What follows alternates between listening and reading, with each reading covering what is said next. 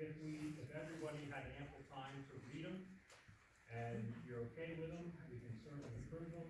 If you need more time to read through all those pages and all the testimony from the previous meeting, we can, legally postpone the official approval for next month, give you more time. But we'll see. How about you folks? I recommend to table that so we can digest what we read, all comments. That's a recommendation or a motion? That's a motion. Okay. I'll second his motion to table to, Okay. just to make sure we have all the addresses correct. Correct. Okay. There's not a lot of time to read it, but I just start out. So for the public's information, our secretary, who does this voluntarily, not full-time, did his best to type up all the information that was submitted and all the testimony that was provided at the last meeting. And so as you can hear, we're just gonna postpone the official publication or the official approval of those minutes to make sure everybody's happy with it. So, okay, we have a motion, a second. All in favor, vote by saying aye. Aye. Those opposed? Okay, motion carried.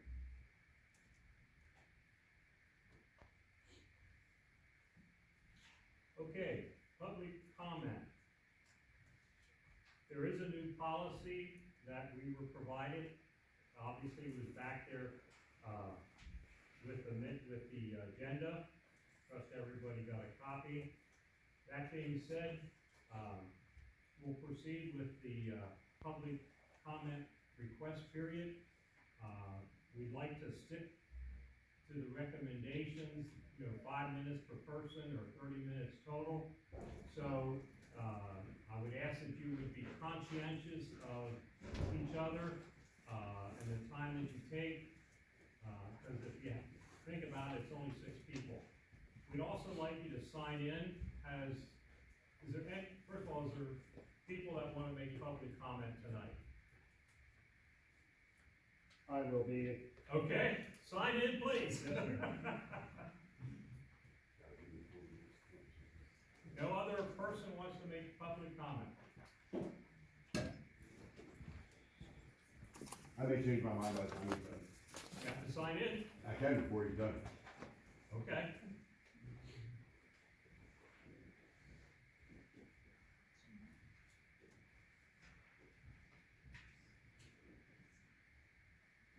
You want to state your name, address?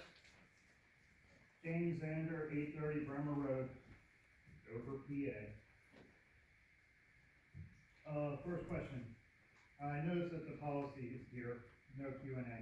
I am asking, when was this policy drawn up, written?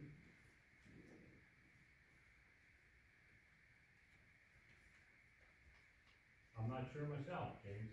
Was it within the last 4 or 5 days?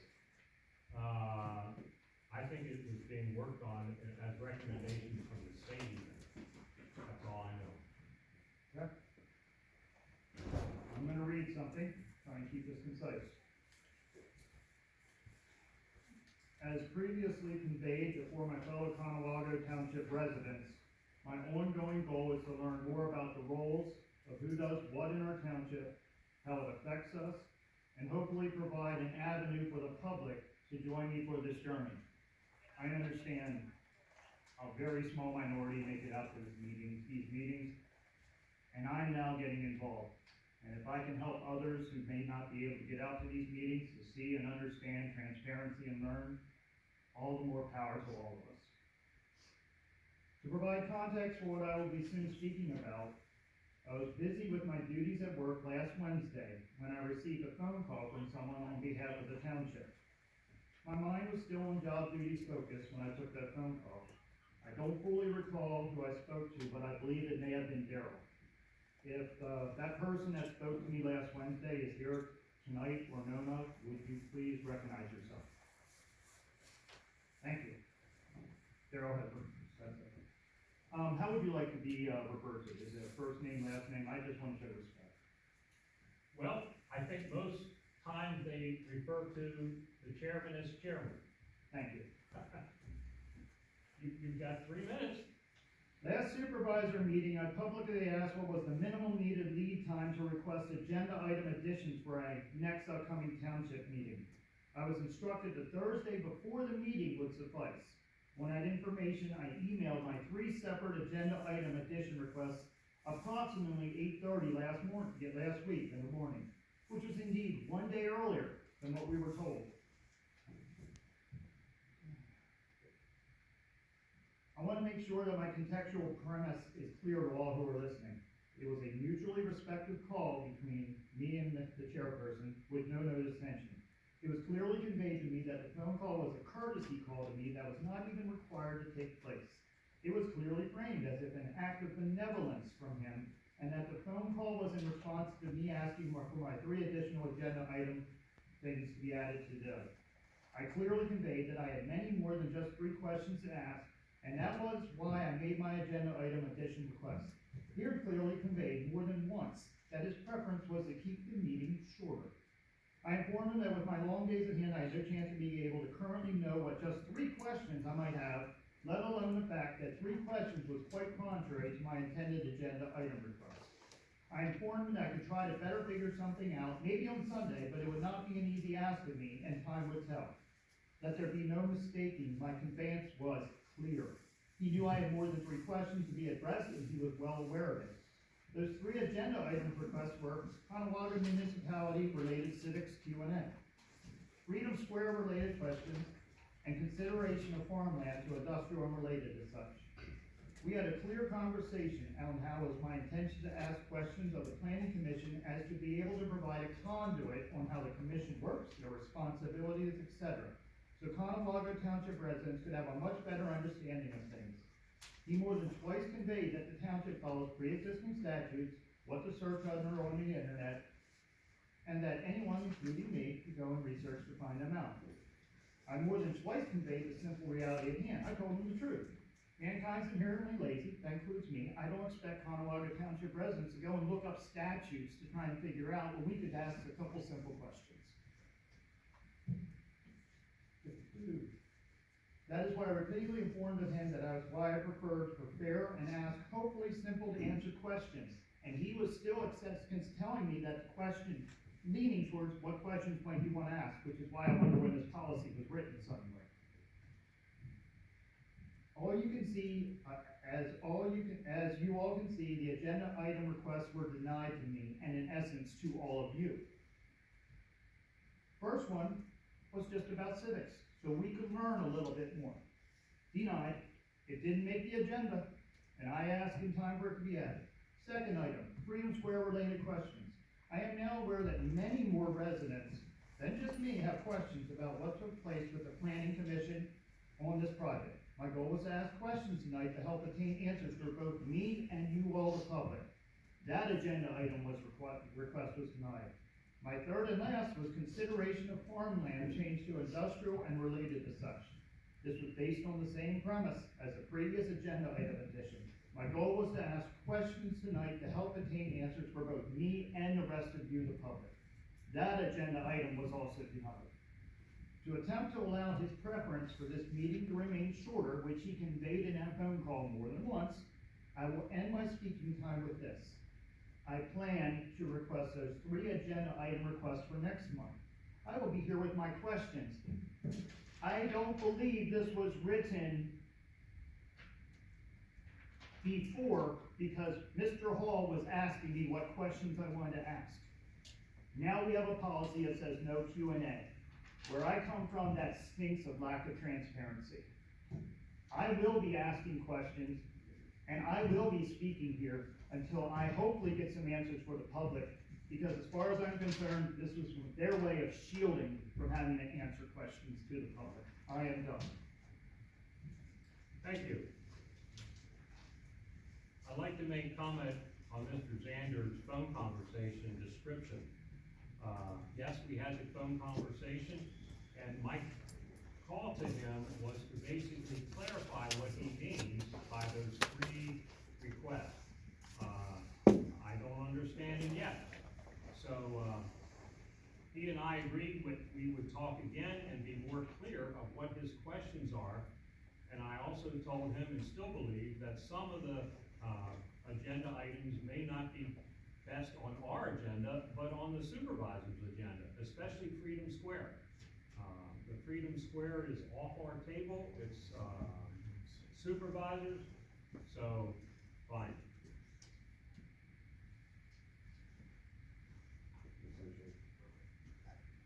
You still wanna have that other conversation, Ms. James? To clarify your questions for the next meeting?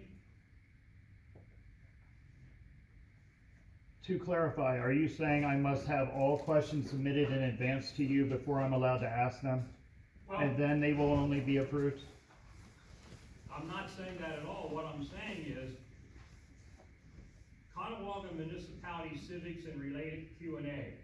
What does that mean? I don't know. I think I deserve a little bit more explanation.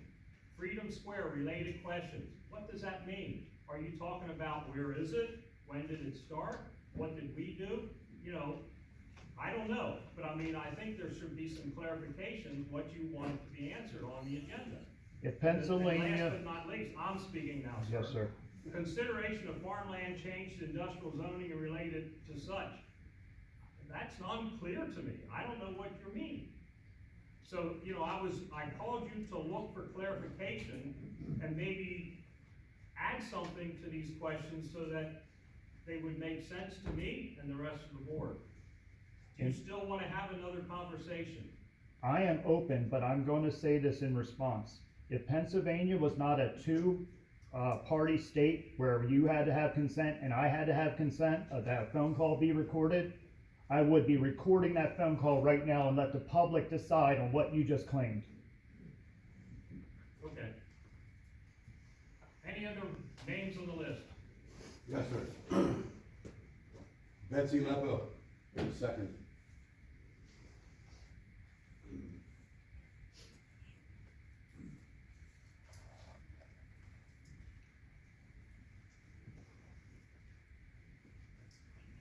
Betsy Lecco, 2450 Bremer Road.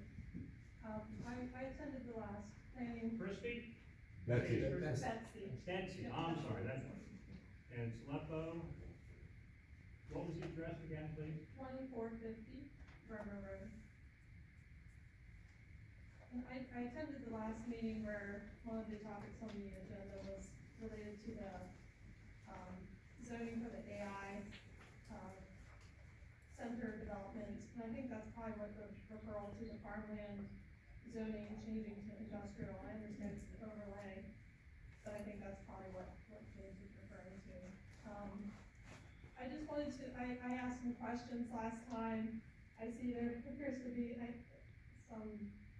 I'm not gonna ask questions now, but I think I concur that there should be an opportunity to ask questions in some format. Whether it's like a public hearing, public interface where we can ask questions. If this isn't the right format, then there should be another venue so that we can ask questions in good faith and understand the process of what things are going on. But I just wanted to also comment regarding, there was some talk about a fair share doctrine, that we need to accommodate some of these development types. As far as I have been able to read, fair share doctrine has to do with protecting rights to housing by ensuring new zoning ordinances can't outlaw multifamily development in local communities. And it does not appear to have to do with just any kind of development. So that was one thing that was mentioned, that this AI development falls into, you have to make a fair share of land available to it. We do have industrial zoning, and I think the question is, where should this sort of development go? That it's very obvious that it's an industrial type of development, and so we have in good faith made, our plan for where industrial development should go, and that is where it should go. And that's my statement. Thank you.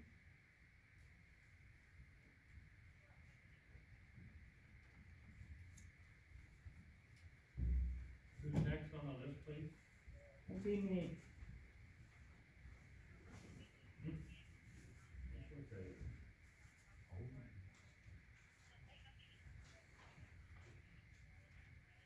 name's Jennifer Campbell. Sarah Campbell? Jennifer, do you need me to yell a little louder? Yep, Maybe you ought to get a hearing aid. I have 2 hearing aids, Okay, they're both turn 'em in. up, turn 'em up.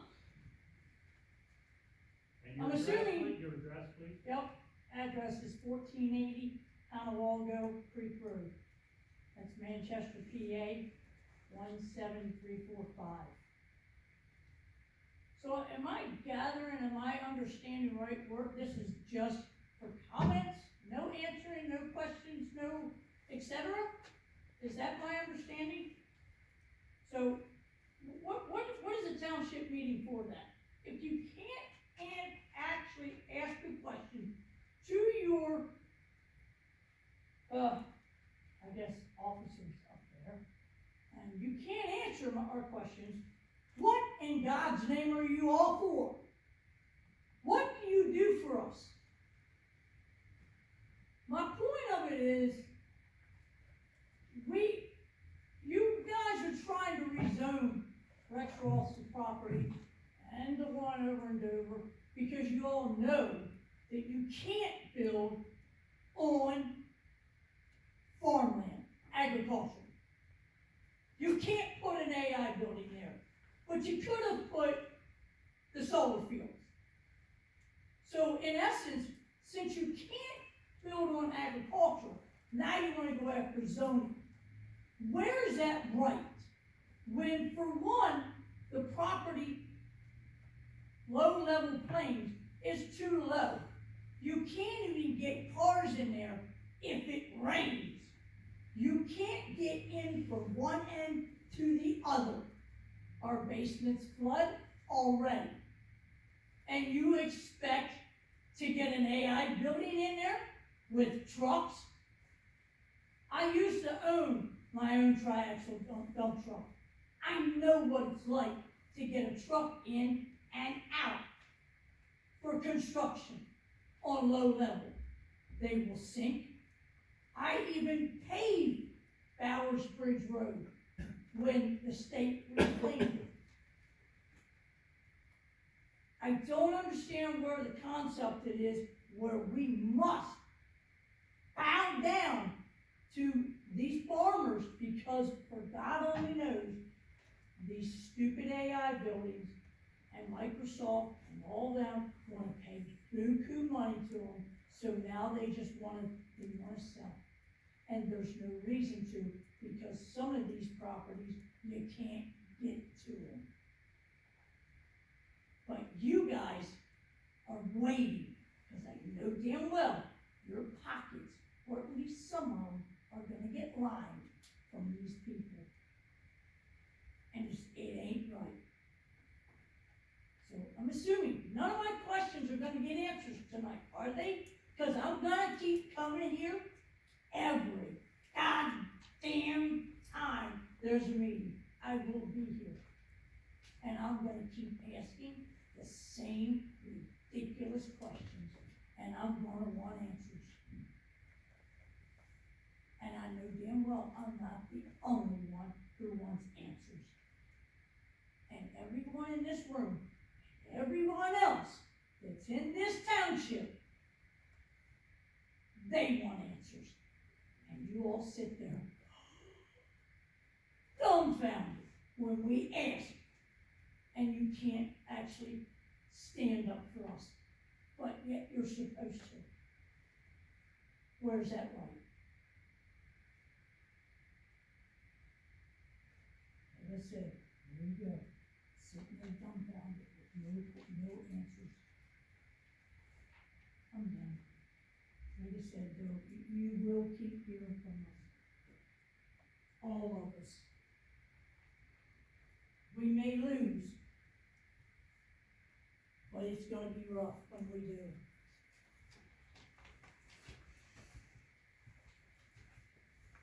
Okay?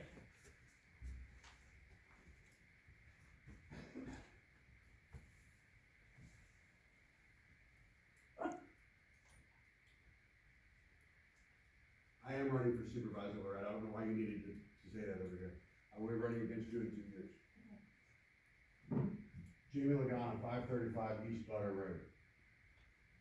rather than being brash and abrasive as some have been and I've been in the past, I'm gonna simply ask. Rather than accepting an ordinance given to you by a developer, I ask that you please make that, as hard for them to follow as possible. Make it as expensive for them as possible. Make it to the point where maybe they won't want to build here, you know, it might be worth better finances to go elsewhere. I mean, that's what I want. I would say that's what a lot of people want, but I won't speak for everybody. I don't understand, yes, sir. Let me just comment, we submitted, we were given some examples of ordinances, Mhm. and we did hear what the public said at the last meeting. And since that time, we've all submitted, I know I had a list of 11 things that I felt should be added to the ordinance that would cover items like noise, water, all those things, just as you said.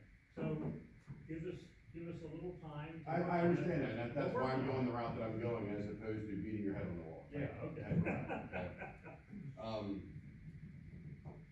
People get perturbed at comments like this, that there's no reason that the supervisor of the board of supervisors needs to say a word about the fact that I ran for supervisor. There's no need for stuff like that. That's the problem that's going on in this township right now. There's a whole bunch of this, of different people on different boards, talking to each other, and talking to specific people in the township without speaking to everybody. Okay, that's a serious issue. The fact that you just said what you said, Mr. Chairperson, I appreciate that and I respect it. However, I wish that you would have led with that, okay? That's the transparency that these people want. Something as simple as that in 30 seconds. Look, we'll address it real quick. We came up with some items that we wanna add to it to make it harder potentially, or to protect our assets and things like that, and be done with it. I think that would have went a long way, okay? At the Board of Supervisor meeting, I would love to hear something like that along some of the things that they're getting thrown against the wall for, okay? This is a common theme right now in Conewago Township, that everybody that's sitting up there is getting beat on the wall for something, okay? A 30-second blurb with a minute amount of transparency is all we're asking for. It really is that simple. Had you said that at the beginning, I wouldn't have even came up here. I listened to the other people's comments and I thought, well, actually, I thought James, he's super long-winded. I was gonna just take his paper and keep reading his comment. Had he not gotten done, that was my goal. Mrs. Campbell is a little more abrasive than what I am in public, okay, these days, not in the past, but these days. So I think she got her point across. But what I would say though, is that coming here, being super abrasive, I'm speaking to you guys now, not you. Coming here being super abrasive, okay, name calling and accusations or not facts is not helping us at all. No matter who you are, even if it's me coming up, spewing something that isn't fact, it's not helping. We have to come back.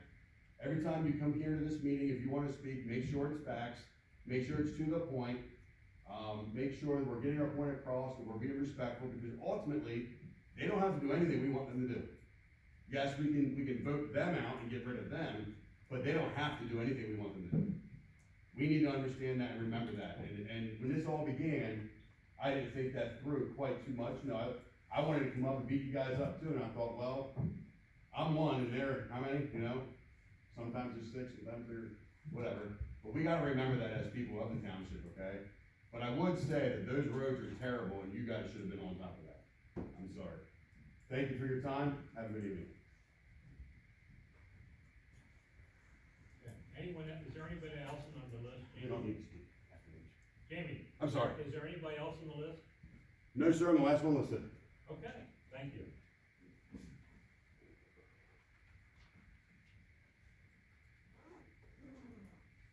There is no old business, so we'll move on to new business.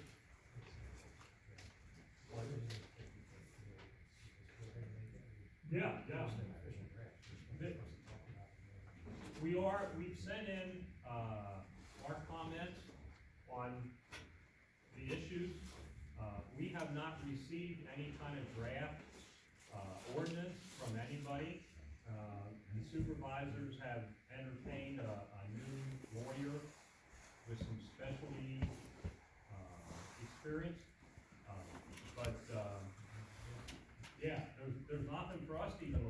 Can I ask a question then? Sure, go Why ahead. wait for the developer?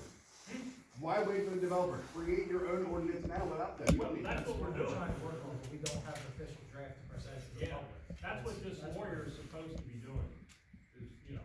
The new lawyer out of Pittsburgh, yeah. Yes, That's the reason it's not on tonight's agenda. In the township, we have no official draft. Yeah. Why not? Yeah, we could have. Devil's advocate, why We're not? creating one, and it's being created, Yeah, and it's from public input. Thank you. okay, we have a sketch plan from, it's Elsa, is I saying that right? Yes, sir. Associates for, land development, and just so everybody knows, it's on the agenda as a sketch plan. And what that means is there's no official action, we don't have to approve or disapprove. A sketch plan is just an idea that a developer is bringing to the board, it's the first step. Usually in the sketch plan, process, you know, we go back and forth with various, questions and answers, you know, make recommendations, and if the developer so desires, then they go to the next step to, normally present or come in and provide a preliminary plan. So, that being said, go ahead and introduce yourself to the public. Yeah, sure, please.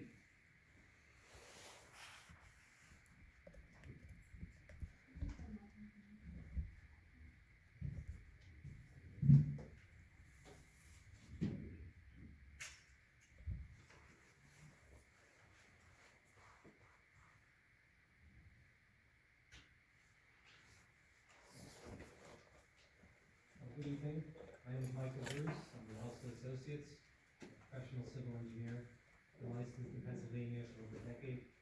My firm is out of Hollistown, with a location in Harrisburg as well.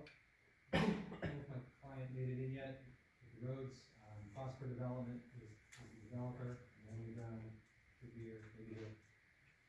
She told me to proceed, anyway. So, thank you for your time tonight. Again, this is a sketch plan for a proposed multifamily residential development, half-mile southeast of here on Conewago Road. The plan, this is the existing features, just the existing features. That site's heavily wooded. The portions of the development are on 4 parcels. From west to east, 255 Conewago Road is about 3.1 acres, has frontage on Conewago Road. There's an existing residential building there. That building would remain on a smaller lot after the development. The 2 middle tracks are addressed as 235 Conewago Road. The back track doesn't really have an address, it doesn't have frontage. As part of this development, we would square off the front lot and reduce the size of the rear lot and provide the rear lot with access to the new street, which we'll discuss. The third lot, the largest lot, is 201 Conewago Road. It has frontage, it has an existing home. Both would remain, and then development would occur in the back. After the lot lines are adjusted, the parcel of the development, including a new street, would be 9.6 acres, and should have adequate frontage on Conewago Road for the new street. The parcels are all located in the village zoning district, where multifamily residential is permitted by special exception. We believe we would meet all the conditions for such a special exception.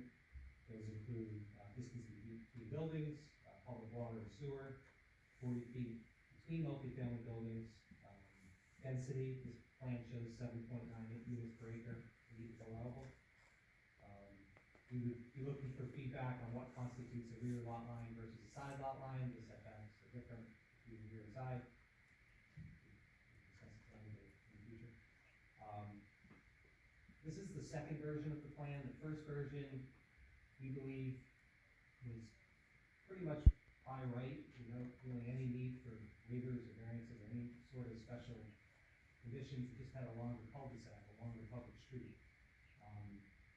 When we met with Bethany almost 2 months ago, middle of October, she recommended a shorter cul-de-sac, less public street, and this sort of loop-in private drive.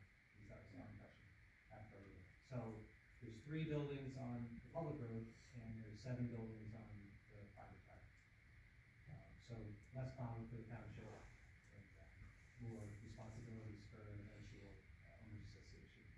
we would envision all of these units to be on one lot, with an HOA that would maintain driveways and stormwater management.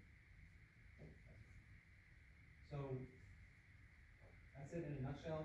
This is a sketch plan. My client and I wanted to sort of fill out the township and see what the feedback was before proceeding with the preliminary plan. Also, I might add, the survey, this is not based on a survey. We'll ask questions first, and then Okay. we'll allow the public, you know, a limited time. Go ahead. Yeah, this is not based on a land survey, that is ongoing or complete, but we submitted it based on, plans of record, deeds, tax maps, publicly available to both. So, the areas, the frontages, they change. But we would, what we would submit, as part of the formal package would be, obviously, proper, Thank you. Okay, question, you said you met with Bethany. What was changed from what we originally got? What did you change on the drawing after that? No, nothing's changed from the drawings we submitted in, the end of October. We met with Bethany 2 weeks before that with a longer cul-de-sac. I do have a copy over there. Okay, so we didn't see the first version? No. Okay, Yeah. I misunderstood. Okay. You guys have questions? I have a bunch. First question I have is the length of the cul-de-sac. I think it's supposed to be 550 feet, the length of a cul-de-sac, and we have 763 feet here, linear feet. And are you gonna be asking a waiver on that? Well, it's interesting, the subdivision ordinance does limit it to 500 feet unless topographic conditions or track shape warrants an increase. So we think this is a technical case for a longer cul-de-sac. The other question was then also, if there is any emergency, there is no way anybody can get out of there. Oh, I mean, I would like to see another road out the back somehow tie into Kentwell Drive. That if there's something out front or any place in here, the people can get out. Because if you have an accident or a fire at the beginning, all these people back in the backside can't get out. They can't have access to whatever. And vice versa, if something happens in the back here, at least those in the front can get out and go that way or out the back. What we've seen before is